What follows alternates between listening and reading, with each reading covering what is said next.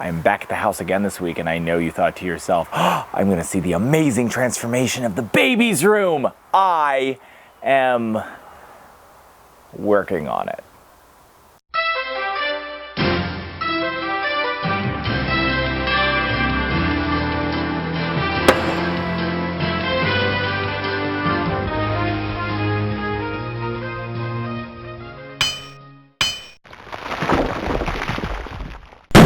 Welcome to Ask the Mead Maker, where I, Ricky the Mead Maker, answer your questions about mead making, mead drinking, mead brewing, and really any question you're willing to send to me. This week's first question is from Azazel, and he asked it like a year and a half ago, and it's about my thoughts on Bram's 1 month mead and Jay's 1 month orange mead, or something like that. They're both quick meads that can be done in about 4 weeks. And finally, I have an opinion on them. I never had one. I don't make them, so I didn't know. But I did a wine judging a little while ago, and there were a lot of things in that category. And my conclusion is, they're fine. They're good. Watch out for your nutrient loading, especially if you're using Fermate K. Next question this week comes from Kyle, who is having chalky flavors in his mead, a specific mead, and he doesn't know where it comes from. His wife tastes it too, so it's not just in his head. Then again, tastes are in your head because that's where your mouth and tongue are. Anyway, what causes chalky flavors in mead? Now, there are 3 things. He did have spices in there. He had cloves and cinnamon. Both of these can give sort of a tannic flavor that some people perceive as minerally, but I don't think that's what he's talking about. Chances are very good. It's high minerality in his water. Chalky flavors in wines come from high minerality in the grapes. So it's possible that wherever he is, his water source has a lot of minerals in it.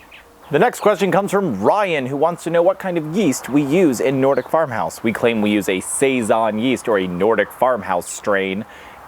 What on earth is that?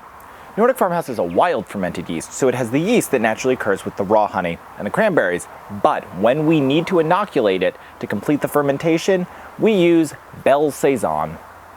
Adam from Haymaker Meadery wrote to me, which is like a huge honor to be asked a question from another pro mead maker, especially one that's that good. And he wants to know how I would go about using thyme in my mead. I have made a mead with thyme before.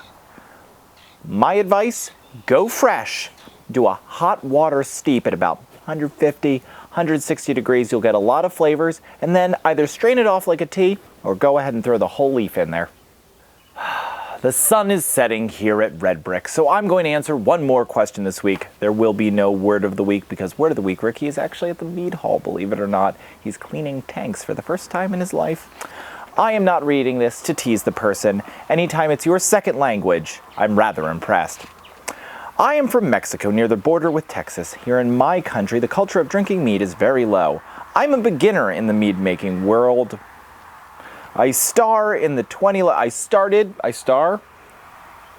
game Skyrim comes to live. I always looking to try to make a nice mead, but the first 2 batches that I make were very bad vinegar taste. I was making bad practices. Since the 2015, I start making new recipes and making experiment with fruits and spices. This experiment make me do a nice craft mead. Also, I have a question. I wanted to read it to you because I thought somewhere in there was going to be a question about the vinegar taste. There wasn't. Acetobacter. I made low alcohol meads, like 7 to 9%. Am I doing mead or hydromel? What is the difference between mead and hydromel? And the answer is, there is no difference. A hydromel is a type of mead, so if it's a low alcohol mead, you made both a mead and a hydromel. Thank you very much for your question. I enjoyed reading it and trying to figure out what you were asking.